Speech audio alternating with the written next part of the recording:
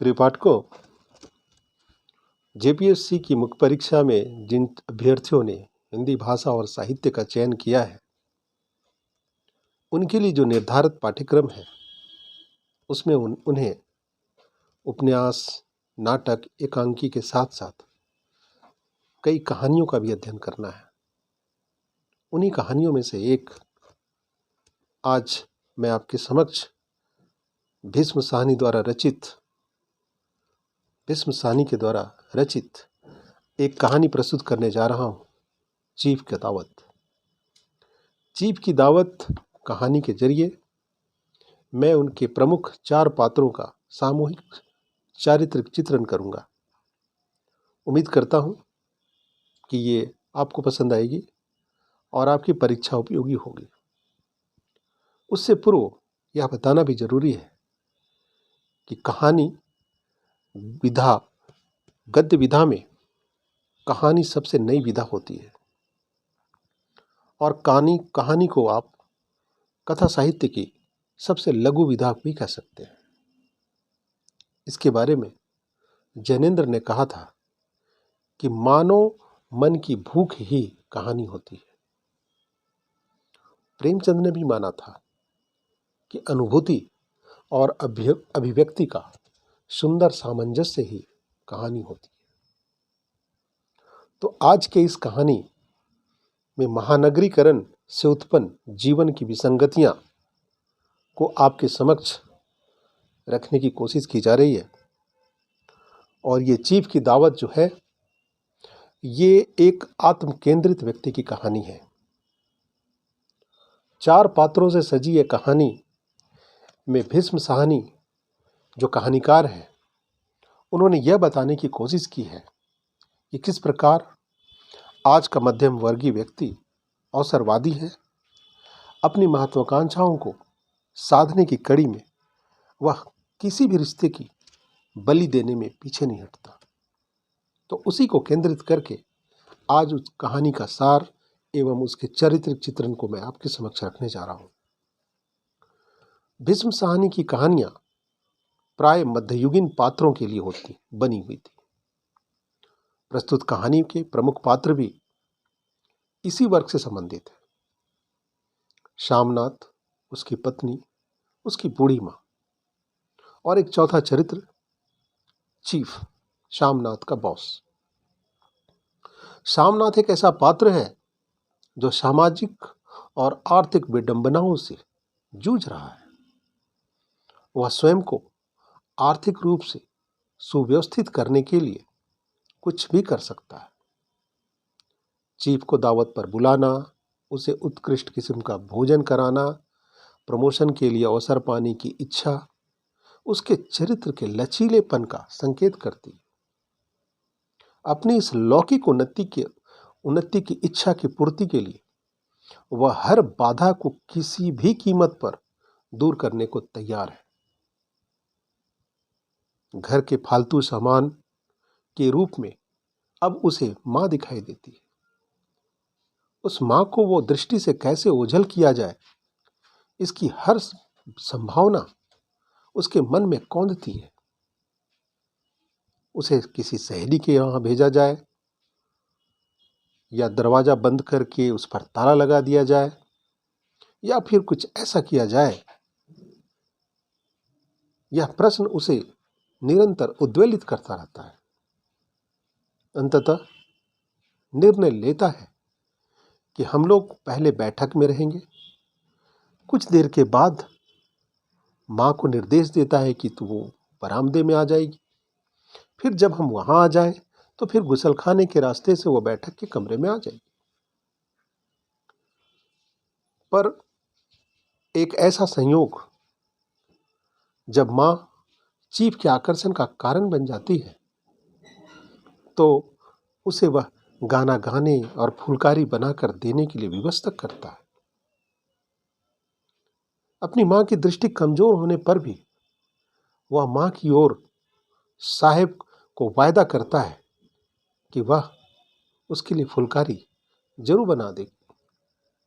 आप उसे देखकर खुश हो जाएंगे। इस रूप में शामनाथ आज के समय के उस वर्ग का प्रतिनिधि पात्र है जो अपने स्वार्थ की पूर्ति में पूरी तरह अंधा हो चुका है। शामनाथ की पत्नी के चरित्र चित्रण में भी लेखक ने अधिक रुचि नहीं दिखाई। वह एक सहायक पात्र के रूप में चित्रित है। घर की सजावट में पति की सहायता करना, आमंत्रित मेहमानों की सत्कार करना ही उसका कर्तव्य है। वह किसी भी रूप में माँ बेटों के बीच में आना नहीं चाहती, बल्कि पति के प्रत्येक कार्य में वह सदैव मूक सहमति दिखाती है। चीफ की दावत नामक इस कहानी की केंद्रीय पात्र वह बूढ़ी माँ है। वह एक लज्जाशील, अनपढ़, गांव की सीधी सादी, भोली भाली एक ऐसी महिला है जो सदैव अपने कर्तव्यों के प्रति सजग रही है। अपने अधिकारों को जिसने कभी भी जानने की चेष्टा तक नहीं की, वह ममता की साक्षात मूर्ति है। जीवन भर उसने सदैव अपने बेटे सामनाथ के बारे में ही सोचा और उसके लिए हर पल समर्पित किया है। बेटे की पढ़ाई के लिए उसने अपने गहने तक बेच दिया था, पर उसके इस त्याग के बदले मिली क्या? तो उसे सिर्फ एक कोठरी, जिसमें वो ज्यादा से ज्यादा समय बिताना पड़ता है उसे। वह दिन रात उसी कोठरी में बैठकर माला जपती है और कभी कभी जब दिल भर जाता है तो आंसू भी बहा लेती है। जीवन में अच्छा खाने पहनने की इच्छा माँ की बेटे के सुख के मार्ग में शहीद हो गई। वह कहती है, मेरी जीभ जल जाए बेटा, तुमसे जेवर लूंगी। मेरे मुंह से तो यूं ही निकल गया, जो होते तो मैं लाख बार पहनती। यह संवाद मां के मन की कसक, उसकी अतृप्त आकांक्षाओं का प्रतीक है।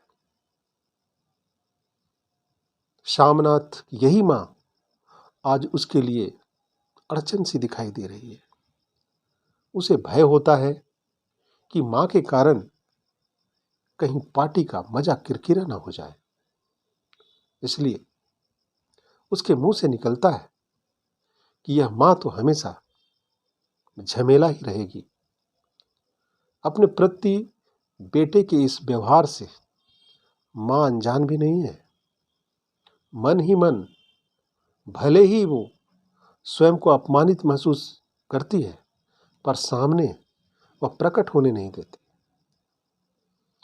उसने इसे ही अपना भाग्य मानकर इसके आगे नतमस्तक हो चुकी है, वो सिर झुका चुकी है। एक आज्ञाकारी मां की भांति वह बेटे के कहने से कपड़े बदल कर आती है, कुर्सी पर बैठने के ढंग को सीखने का प्रयास करती है। यहां तक कि उससे यह भी कहा जाता है कि वो जल्दी ना सोए, क्योंकि सोते हुए मां को खर्राटे लेने की आदत है।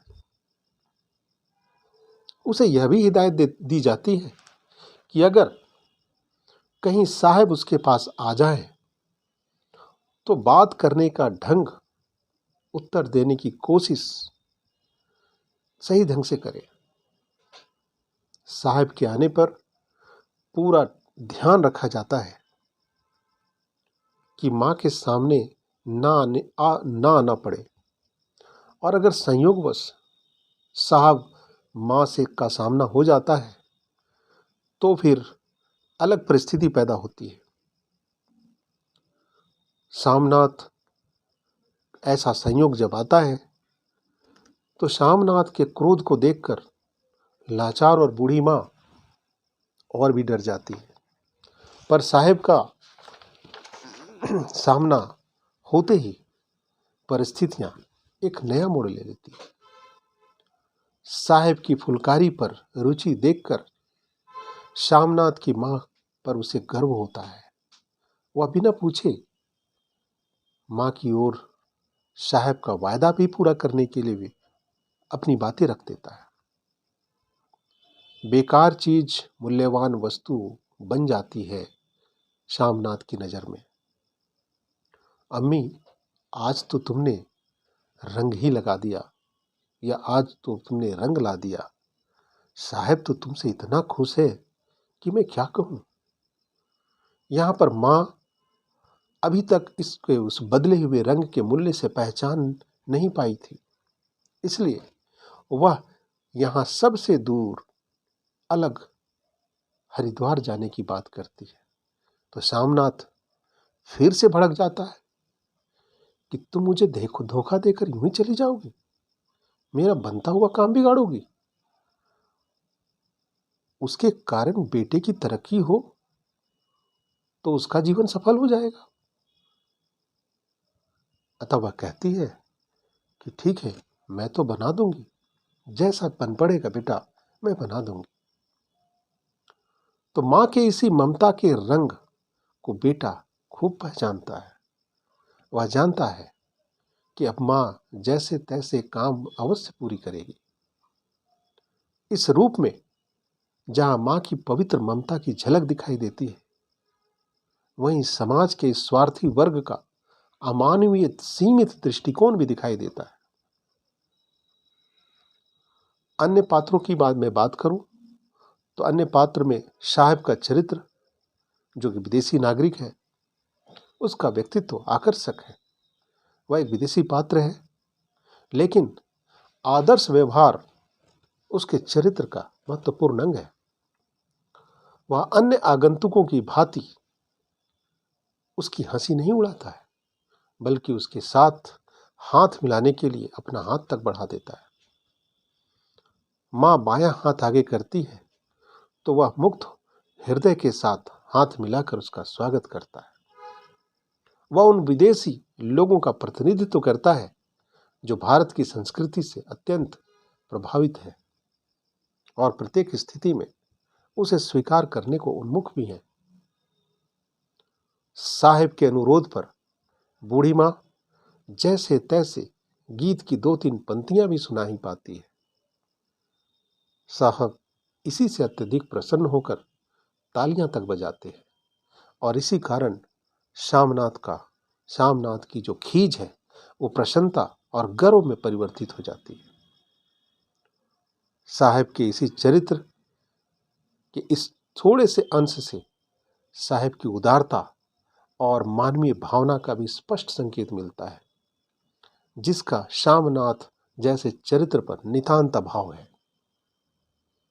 तो आज के इस चरित्र चित्रण में जो चीफ की दावत नामक कहानी, इसके रचनाकार भीष्म साहनी है, मैंने समग्रता देते हुए चारों प्रमुख पात्रों का संक्षेप में आपके समक्ष चरित्र चित्रण प्रस्तुत किया। परीक्षा उपयोगी जानकारियों के तहत आप इसे लेते हैं, और यदि परीक्षा में ऐसा प्रश्न आता है कि चीफ के दावत नामक इस कहानी के प्रमुख पात्रों का समग्रता के साथ चरित्र चित्रण करें, तो आप इतनी व्याख्या देते हैं तो आप एक संतुलित और प्रभावपूर्ण व्याख्या देने में सक्षम हो जाएंगे। उम्मीद करता हूँ कि आज ये मेरी प्रस्तुति आपको अच्छी लगी होगी। यदि आपको मेरा वीडियो पसंद आता है, इसे लाइक करें, सब्सक्राइब करें, अपने मित्रों से साझा करें। अगले वीडियो में मैं आपसे बहुत जल्दी मिलता हूँ। तब तक के लिए धन्यवाद।